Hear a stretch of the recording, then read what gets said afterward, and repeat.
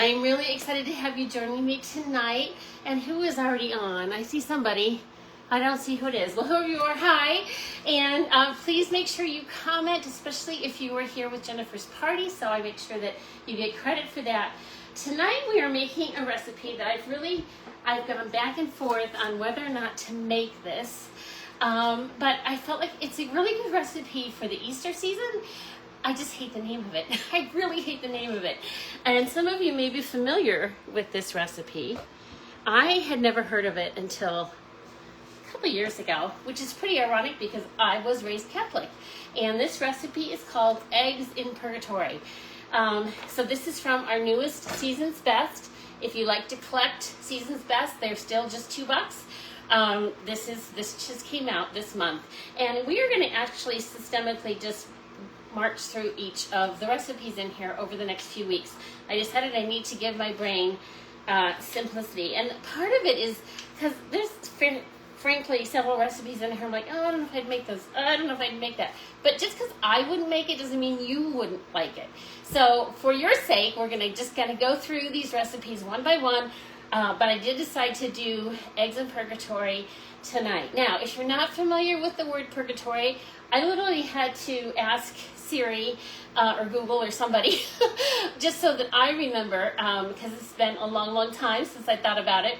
But if you are Catholic, you understand that is the belief that between death and heaven, there's this season you go through called purgatory where you're cleansed from your sins. And I don't want to get into theology, but I have thoughts about that, and I don't understand the theology behind that because Jesus paid it all. I mean, he cleanses us from our sins. So anyway, just put that aside for now. But the idea is that the eggs look like they are in a very hot place. So I think we should rename it. I think we could call it something like Eggs in a Really Hot Place. Or I actually had a really good idea earlier today and I can't remember what it was now. But I would love your thoughts, especially once you see what it looks like when it's done, what we should call this. Anything besides Eggs in Purgatory, because I think that's a really depressing name for a recipe. Okay, it's actually, I think it's a Spanish origins. I could be wrong. It's been several years since I've made this. We have a different, had at least on our website, a different recipe for the same concept here. And it might have explained it there. I don't know. That's another thing I could have asked Siri, but I ran out of time. And speaking of, I need to tell Google to stop. Hey, Google, stop the timer. Okay. I also need to warn you, I have been flat on my back with a head cold most of the week. So there's a solid chance I could lose my voice halfway through this. Hoping I won't. I've got cough drops handy, my water handy. The adrenaline is rushing. As I was getting ready, I was like, this is how I could go do shows on day 3 of a head cold. Because like the awful, runny nose thing has gone away. And I can keep myself really like hygienic. Like I'm not, gonna spread germs on anything. But I'm tired and I start to lose my voice usually. But it was the adrenaline. Like I could be, mid-afternoon before a show, I would be so just like, I don't know if I'm going to pull this off. And then I'd get there and the adrenaline rush was just so much fun that I'd be like, oh, this is great. And then I'd get home and I'd be so crashed. So I'm really glad I just gave you all that backstory on today. I've got a couple, so with that in mind, I also decided to totally overdo it tonight. So we're making the Eggs in Purgatory that needs a new name.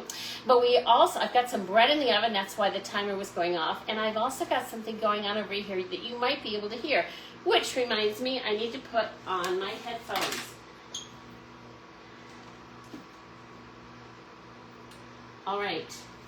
If somebody could give me a thumbs up that you can hear me now, and hopefully the background noise has also gone away, and I will actually edit all that out for the YouTube video. So just give me a thumbs up, somebody, if you can hear me.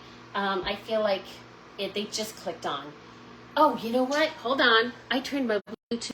I'm going to be editing a whole lot. Hey, Lois, I see you. Can you hear me okay? Can you just give me a thumbs up or something? Yay. Thank you, darling. Thank you so much. Okay, so whatever I said up till now was probably half muddled anyway, and that's not such a bad thing. I will edit it before I post this on my YouTube channel.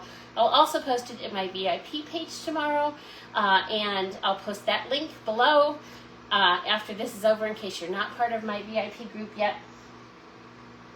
And I have to take the bread out of the oven, so hold on, let me do this. I made this up earlier, and I was saying before I remembered to put my headphones in, I've been wicked sick all week, and honestly, there's never a good time to be sick, right? But I've been so grateful that I have been exposed to so much. I was exposed to a terrible strain of the flu that kept my entire team but me. I never got it. So when I went to Uganda, I never got sick with the flu they all had. I never caught what my daughter had once I got there. She had a horrible head cold. Didn't catch that from her. Didn't catch anything from the kids. We've traveled quite a bit, visiting family over the last couple weeks. I've been fine until Monday night. And maybe Monday night my body was like, okay, we're done. Now you're going to get it. But I do tend to lose my voice when I talk too much when I have a cold. So that could happen. And there was something else. I'm just a little scatterbrained. That's really the big thing. I said at the beginning before I had my AirPods in, today is our daughter's 15th wedding anniversary. I called her this morning with some really exciting news about some friends of ours. Totally forgot what day it was. I had to call her back. I had to run into Wegmans for something, and today was like the first day I'd even gone out of the house all week. And I walked by the cards section at Wegmans, and I went, oh, it's my daughter's anniversary, and I had to call her back and apologize. So that's how muddled my head has been. So of course that means I decided to do a whole lot of different things tonight. So this right here is the Italian herb bread. In fact, let me just pick it up with my gloves so you can see it. This is the recipe, the mix that we carry. And I can't eat it, but my husband will enjoy it later. And I wanted to show you how it goes with this recipe we're making. So this is actually a really simple recipe. It only has 6 ingredients. And the first ingredient it calls for is a 1/4 cup of olive oil. So I'm going to get this heating up, and then we're going to have our lesson on how to cook with olive oil, because this is an important thing to know, and it's not spelled out in the cookbook, and I really need to email our recipe department and say, hey guys, you need to clarify what kind of olive oil to use. So if you've watched me before, you could type it in the comments what I'm about to say. There are various kinds of olive oil out on the market, and when you are cooking, what you want is the cheap stuff, okay? So I buy my olive oil at Costco up in Rochester, and this just says refined olive oil on it, okay? But it just says olive oil, which is very different from extra virgin olive oil, which Rachel Ray made so popular many, many years ago, and a lot of people call it Evo. So what's the big difference? It's actually significant. Extra virgin olive oil means this is the oil from the very first press of the olives. So it's the most pure, it is the most flavorful, and it's called virgin because it's from the first press. Okay, we'll just leave that there. But ask me about my daughter's turtle someday. The things that happen when you live in Uganda. Okay, so this is wonderful for salads. It is wonderful for any kind of like dips, that kind of thing, oil dipping and all those yummy things. It is not wonderful for cooking. It has a very low heat point. What does that mean? It means that it'll start smoking at a much lower temperature than non-virgin olive oil. So this olive oil is from the 4th or 5th pressing of the olives. And I'm trying to think of a good analogy, and I've got muddle brain, so I'm not going to think of one. But basically, this oil because it's been through several pressings of the olives, it has, for whatever reason, it has a much higher heat point, which means you can cook with it. You can do your stir fries and any kind of cooking where you're going to heat the oil, and it's not going to smoke. And that's why my olive oil is not smoking. If I were using the Evo, the other one, it would be smoking by now, guaranteed. So if you've tried cooking with olive oil, but you're like, well, every time I do, I end up with a hot mess of smoke in my kitchen, that's why. And that's why it's really important that you use the non-Evo olive oil if you want to cook with olive oil. I highly recommend cooking with olive oil. It's much better for you. All kinds of heart-healthy reasons to use it. And of course, it still has good flavor. It's not as strong as the Evo, but it does still have good flavor. So much so that my chef husband hates the fact that I use it for mayonnaise. I can't taste it, but apparently he can. Okay, Ken is the guy you want to know, though, if you want to taste test anything. He can pick it out. You can take him somewhere, and he will tell you what ingredients are in the sauce, and you're just like, wow, that's pretty amazing. Okay, so this recipe calls for a teaspoon of hot pepper flakes. And I know my husband well enough to know that if I put a teaspoon of hot pepper flakes in here, he is not going to eat it. So I'm just going to actually get a sprinkle out here. But what I've got here is a teaspoon of the Italian seasoning. We're sprinkling that over the,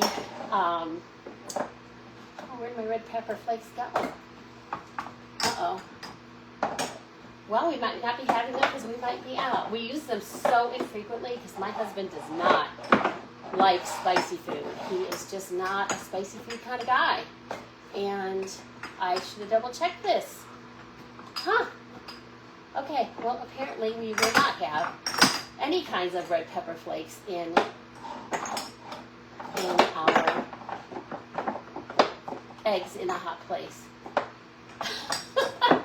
I'm thinking, I was just reading about, I watched a movie that had Marlon Brando in it, and he got kind of made himself known. Well, it would help if my burner hadn't turned off. I must have bumped it. I'm like, why is that not sizzling? Come on. Hold on a second, friends.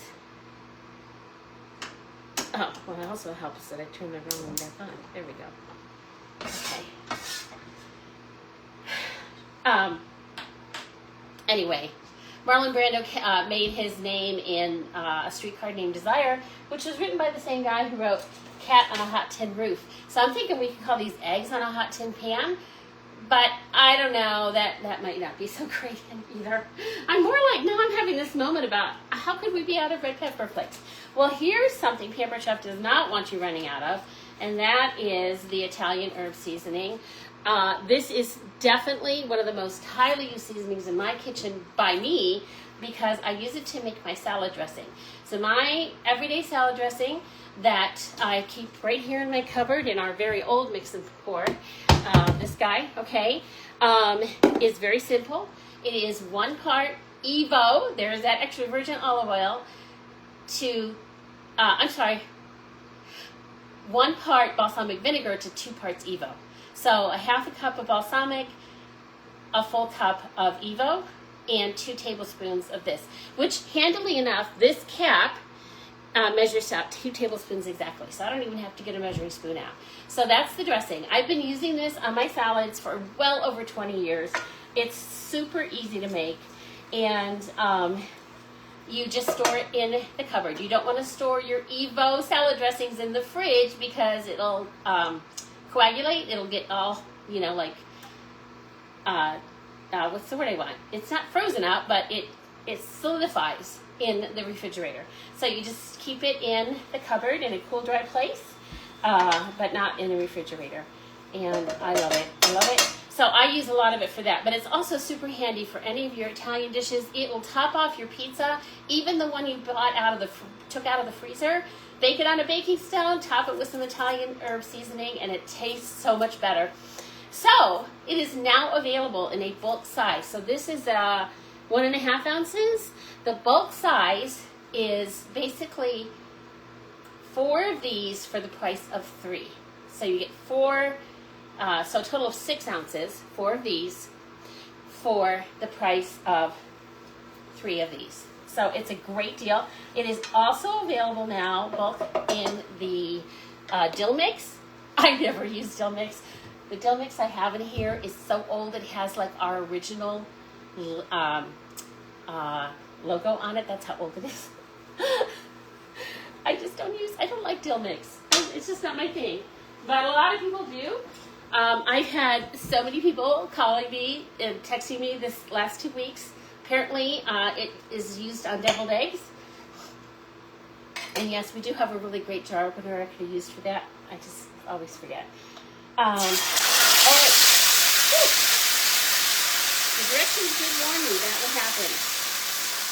So, you want to put this in slowly because the water in the tomato sauce is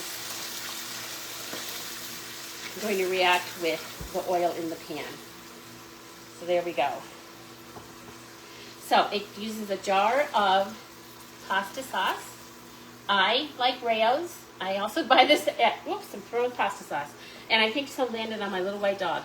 Too funny. She heard food splatter. She got all excited. So yes, I also get this at Costco, but Wegmans has had it pretty competitively priced as well now. I like it because it's sugar-free, so it's very low carb. And this week, when Ken was having pasta, I literally was having Rayo sauce with the sausage. Now, granted, I also was really sick and I just wanted to eat something. But it was so good. And again, if you're trying to cut the carbs down, this is a really good alternative. So it's sugar-free, but no aspartame or any of that in it.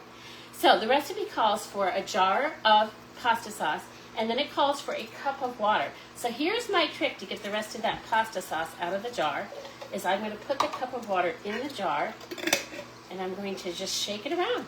And some of you probably already do this, but just in case you've never thought to do that before, look at that. It's, it's ready to go in the recycle bin. Okay. So we are wanting to bring this to a boil. Boy, did I make a mess. Guess it's a good thing I have a black top on. And I would love to know, anybody watching this, if you have made this before, if you recognize this dish. Oh my word, it literally speckled my entire cookbook and everything. I think with my AirPods in, I didn't hear just how loud that went. Okay, well, this is my copy, so it looks very authentic here. We are bringing this to a boil, and then what we're going to do is crack the eggs into it. So, I forgot. Oh, no, I didn't forget. Well, I did forget to turn off the oven. I forgot to get the lid out for this pan. But it is supposed to sizzle and simmer for a couple minutes here. So it's probably been sizzling and simmering for at least 2 or 3. I'm going to turn it up just a tad. You want it to be simmering when you put the eggs in so that they coagulate quickly.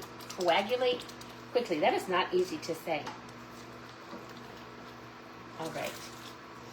Also, this was a 28-ounce jar of pasta sauce. It calls for 24. Don't sweat it. I could have added a little extra water, I suppose, to change the balance, but this is not a souffle. This is not a quiche. This is not macarons. So whatever, close to 24 ounces is going to be fine. Okay. So I'm going to find the lid. It should be right down here, but should, and reality, oh, I got it. I think I got it on the first try. Yeah. Woo. Okay. So, once these eggs are in here, I'm going to talk a little bit about the pan we're using and the other pan in front of me and what's going on behind me, and then we'll be done. I have to be done by 10 after 7. Thought I'd be done by now, but I goofed up there at the beginning. But that's the kickoff, or the kickoff. Oh my word. Okay, I'm a football fan. I don't watch much basketball. That is the tip-off time for the March Madness game that is important to at least one person watching tonight. I watched March Madness one year, and it was many years ago. It was so fun to watch, but until my Buckeyes make it past the first round, it's just not going to be my thing. But I have to think hard, because I also had somebody tell me the other night, oh yeah, she was still up because the puck dropped until, I don't know, sometime. And I'm like, the puck drop, wait, that's hockey. Okay, there's a lot going on, y'all, right now. There's March Madness. We're heading into the NBA Finals. We've got the hockey finals, coming around here. They're probably in the middle of it. I know that a few of my friends are going to comment about me not knowing that. All right, can you see how the eggs are nestled in here? This is when we put the lid on, and we're basically poaching the eggs in red sauce. That's all we're doing. So we're going to set a timer for 10 minutes. No, I'm not going to stay on talking to you that long, but I am going to show you a few other things, and then I will, as I always at least try, don't always succeed, we'll post end result pictures here. So first, let's talk about the pans. This, you've seen me use it before if you've been on. It is hands down my favorite of our new stainless cookware. Now, our new stainless cookware is almost exactly like our old stainless cookware. It's just updated a little bit. I think the big difference in the new stainless is there are no grommets inside the pans. So I was actually the old pans. Yep. So this little pot. Now, this is how sturdy and indestructible, you guys. This pot is over 20 years old. And other than it needs a good polishing, it is like new, okay? They are virtually indestructible. If they can't be destroyed in my house with my chef husband, because he is hard on everything, especially cookware,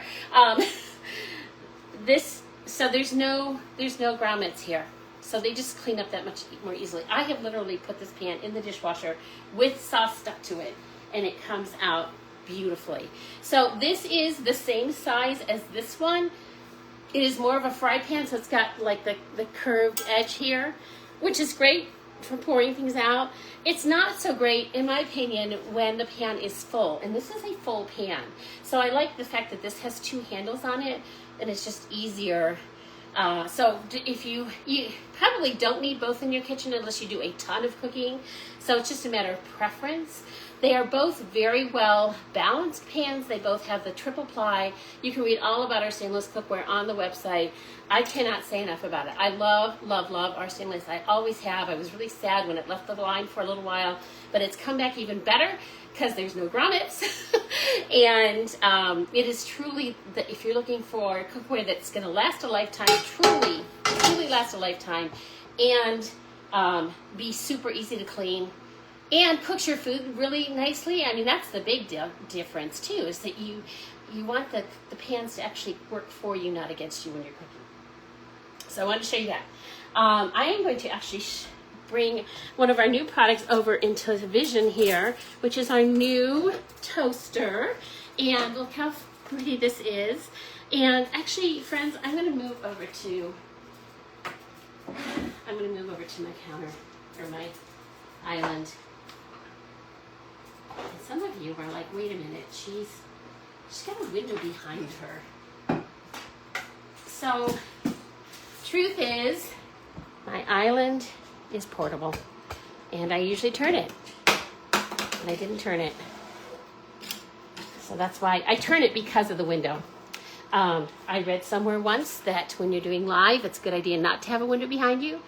Not sure why that's a problem. I actually, when it's still light outside, I like the window. I think it's beautiful, but I can see now where it's kind of distracting, and I don't have a curtain on it. Anyway, sorry about that.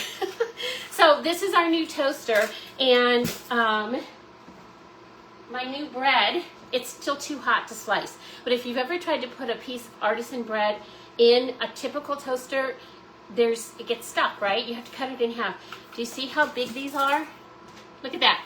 Now, you can still just put 2 slices of regular bread on either side. So that's one of the many, many features. I have been really excited to see how popular this thing already is. And I've had several people already order it. Sorry, I can't stand the fact that that's crooked. Several people have already ordered it. I have had a couple people book parties to get it at 60% off. And it's a toaster, but I'm telling you what, we rely on our toasters, right? So it has a lot of different features. One of my favorite is that when there's a bagel setting, so it'll toast just the flat side of your bagel, and the outside doesn't get burnt. So if you're tired of your bagels getting too toasty on the side that's not supposed to be toasted, you'll love that. One of my favorite features is this little guy. Right, there it is. Did you see how those pop up? This is a warming feature. So you can put your hot dog rolls up here and set it to the warm setting, and it'll toast them for you right here. There is a separate setting called warming, where if you put your bread in, you turn the toaster on, and then you went to do something, and then you forgot about it, and you want to reheat your bread, but you don't want to retoast it. You just want it hot again. You can reheat your toasted bread in here without it getting retoasted. So there's just several features like that. It's just a beautiful toaster, really nicely made. A bunch of different other features, and of course a nice easy to empty tray, and it's paper chef, so it's a really nice toaster.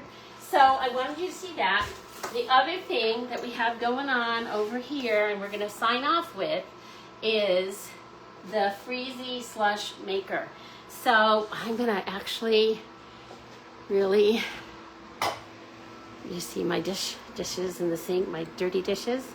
Here is our new slushie maker, and I've been having fun trying this out. And tonight, I decided to just make slushies. So you can see it's actually already done. It says end here, and that means it's done. Okay? There's several settings. There's a soft serve setting. There's a slushie, which is what we're using. There is a slushie that has extra ingredients in it, like I don't know. I don't usually drink hard liquor, but